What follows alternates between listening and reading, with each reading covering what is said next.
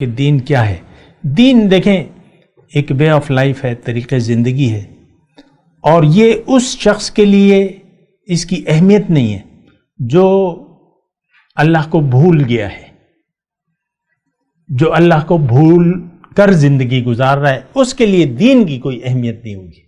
یہ بات نوٹ کر لیں، یعنی میں آپ کو علامات بتا رہا ہوں۔ اگر آپ دین کی حقیقت سے آگاہ نہ ہونا چاہتے ہیں، اس کا مطلب یہ ہے کہ آپ راستہ بھٹک چکے۔ اعوذ باللہ من الشیطان الرجیم، بسم اللہ الرحمن الرحیم۔ اللہم صلی علی سیدنا محمد معدن الجود والکرم وآلہ وسلم۔ سامعین و ناظرین اکرام، السلام علیکم ورحمۃ اللہ وبرکاتہ۔ آج کا ہمارا موضوع یہ ہے کہ دین کیا اور کیوں۔ دیکھیں، یہ ایسا موضوع ہے جس پر ہم غور اور فکر کی ضرورت محسوس نہیں کرتے۔ پہلے تو اس بات پہ غور کریں، دین کیا ہے، کیوں ہے۔ ہمیں اس نہ سوال کی ضرورت ہے نہ اس کے جواب کی ضرورت ہے۔ اس کی وجہ یہ ہے کہ ہمارا تو ایک مائنڈ سیٹ ہے کہ ہم نے تو ظاہر کے لیے زندگی گزارنی ہے، اور یہی ظاہر ہماری نظر میں حقیقت ہے۔ آج کا مسلمان ظاہر کو حقیقت سمجھ بیٹھا ہے، اور یہ ظاہر کی طرف رخ کر لیا اس نے۔ اب ظاہر ہی اس کی منزل، ظاہر ہی اس کا مقصود، اور ظاہر ہی اسے چاہیے اور مطلوب ہے، اور ظاہر سے ہی یہ پیار کرتا ہے۔ آپ دیکھ لیں اپنے یعنی محبت کا دائرہ کار آپ کی، یعنی زندگی میں جو آپ پیار کرتے ہیں یا جس سے محبت کرتے ہیں، اس کا تعلق جو ہے یا اس کا دائرہ کار صرف ظاہر تک محدود ہے۔ اس وقت ہمیں ظاہر ہی ہمارا مقصود بھی ہے، مطلوب بھی ہے اور محبوب بھی ہے۔ یہ بات انتہائی گمراہ کن ہے، ایسا نہیں ہونا چاہیے۔ بہرحال میں دین کی بات کر رہا ہوں کہ دین جو ہے وہ کیا ہے، کیوں ہے۔ یہ سوال نہایت اہم ہے، اور ہم یعنی اس جواب کو جاننا چاہیے۔ اصل میں دین جو ہے، اس میں ضمانت ہے، یعنی دین کو اگر کوئی قبول کر لے گا، یعنی دین اسلام کو، تو یہ زندگی میں کامیاب ہو جائے گا۔ اور اگر یہ یعنی زندگی میں دین کو قبول نہیں کرے گا تو پھر یہ ناکام ہو جائے گا۔ یہ بات نوٹ کر لیں۔ اصل میں دین کے بارے میں ہماری کوئی آگاہی خاص ہے نہیں، اور نہ ہم آگاہی حاصل کرنا چاہتے ہیں کہ دین کیا ہے اور کیوں ہے۔ بہرحال اپنی جگہ ایک یہ حقیقت ہے کہ دین کو قبول کر لینے میں ہی ہماری نجات ہے، اور دین اسلام کو نظر انداز کر دینے میں ہماری دنیا اور آخرت کی ناکامی ہے۔ یہ بات نوٹ کر لیں۔ اب دین کیا ہے؟ دین ایک وے آف لائف ہے۔ دین اللہ کی مرضی کا نام کیا ہے؟ یعنی دین، زندگی اللہ کی مرضی سے گزارنے کا نام کیا ہے؟ دین اسلام۔ تو یہ دین مطلب یہ ٹوٹلی یعنی آپ زندگی کیسے گزاریں گے، اور کیا کرنا ہے اور کیا نہیں کرنا زندگی میں، آپ کا مقصد کیا ہونا چاہیے، آپ کا گول کیا ہونا چاہیے، آپ کی محبت کس کے ساتھ ہونی چاہیے، آپ کیا چیز آپ کو چاہنی چاہیے، کیا چیز آپ کا مطلوب ہونی چاہیے، یہ سب کا تعلق دین سے ہے۔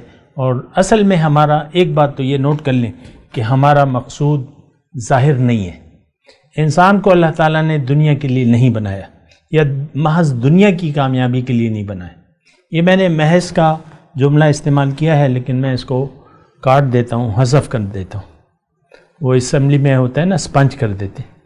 تو انسان کو اللہ تعالیٰ نے دنیا کے لیے نہیں بنایا، دنیا کو اللہ تعالیٰ نے انسان کے لیے بنایا ہے، ہمیں اللہ تعالیٰ نے اپنے لیے بنایا ہے۔ یہ بات نوٹ کر لیں۔ اگر اللہ، یہ جملہ بھی ذرا نوٹ کر لیں، اگر اللہ ہماری منزل نہیں ہے، یعنی ہم اللہ کے چاہنے والے نہیں ہیں، آخرت پر اگر ہمارا ایمان نہیں ہے، تو ہمیں دین کی ضرورت نہیں ہوگی۔ میرا موضوع آج یہی ہے کہ دین کیا اور کیوں۔ اور اس میں ایک علامت میں آپ کو بتا رہا ہوں کہ اگر اللہ آپ کی منزل نہیں ہے، آپ کا اللہ محبوب نہیں ہے، اللہ کی چاہت نہیں ہے آپ کو، پھر دین سے آپ کو کوئی رغبت نہیں ہوگی، دین کے بارے میں یا دین کی حقیقت کے بارے میں آپ جاننے کی کوشش بھی نہیں کریں گے اور دین سے بے رغبت ہوں گے، جیسا کہ آج کا مسلمان دین کو نہ جانتا ہے اور نہ جاننا چاہتا ہے۔ کیوں کہ اس کی پٹری بدل گئی ہے، یہ دنیا کے راستے پر چل پڑا ہے، دنیا ہی اس کی منزل، دنیا ہی اس کو محبوب اور مطلوب اور محبوب۔ تو دیکھیں صورتحال جو ہے وہ بڑی نازک ہے۔ انسان کی زندگی اگر آغاز اس کا ہوا بھی ہے تو اس کا اختتام بھی ضرور ہوگا۔ ہر پیدا ہونے والا شخص اس کے لیے موت کا ایک وقت معین ہے۔ اگر موت کے بعد کوئی زندگی نہ ہوتی، اگر دنیا کا ایک نتیجہ اللہ تعالیٰ نہ نکالتا، پھر تو کوئی فکر کی بات نہ تھی۔ یعنی اس زندگی کے بعد یہ زندگی جو ہے یہ تو ایک عارضی زندگی ہے، اس کے بعد جو زندگی شروع ہوگی وہ ایک مستقل زندگی ہے، اور وہ زندگی یا تو اچھی گزرے گی ہماری یا بری گزرے گی۔ اب جن لوگوں نے دنیا کو مقصود بنا لیا اور دنیا کے لیے زندگی گزاری، ان کی آنے والی زندگی خراب گزرے گی، وہ ناکام ہوں گے۔ بلکہ اس کے ساتھ میں ایک جملہ اور بھی لگا دیتا ہوں، جو لوگ اپنے آنے والی زندگی کو نظر انداز کر کے جیتے ہیں، ان کی یہ دنیا بھی خراب حالت میں گزرے گی، پریشان حال میں گزرے گی، پریشان ہوں گے۔ بعض اوقات انسان سوچے گا کیوں نہ میں خودکشی کر لوں، ایسے حالات پیدا ہو جائیں گے یا ایسے حالات کا وہ میں گھر جائے گا کہ وہ خودکشی، اور خودکشیاں ہوتی ہیں عام طور پہ آپ دیکھ لیں بڑے اونچے اونچے مقامات پر لوگ ہوتے ہیں، خبر آتی ہے کہ اس نے تو خودکشی کر لی۔ تو بہرحال مطلب میں آپ کو یہ کہہ رہا ہوں کہ دین کیا ہے۔ دین دیکھیں ایک وے آف لائف ہے، طریقہ زندگی ہے، اور یہ اس شخص کے لیے اس کی اہمیت نہیں ہے جو اللہ کو بھول گیا ہے، جو اللہ کو بھول کر زندگی گزار رہا ہے، اس کے لیے دین کی کوئی اہمیت نہیں ہوگی۔ یہ بات نوٹ کر لیں، یعنی میں آپ کو علامات بتا رہا ہوں۔ اگر آپ دین کی حقیقت سے آگاہ نہ ہونا چاہتے ہیں، اس کا مطلب یہ ہے کہ آپ راستہ بھٹک چکے، آپ گمراہ ہیں، آپ غلط راستے پر ہیں، آپ نے منزل غلط اپنا لی ہے، آپ نے دنیا کو حقیقت سمجھ لیا ہے۔ دنیا تو ایک آلہ ہے، ایک ضرورت ہے، اس میں آپ امتحان دیں گے، اور امتحان اگر دیں گے، دیکھیں امتحان اگر ہوتا ہے تو اس میں یا تو آپ پرچہ حل کریں گے یا نہیں کریں گے، یا ویسے ہی بیٹھے رہیں گے۔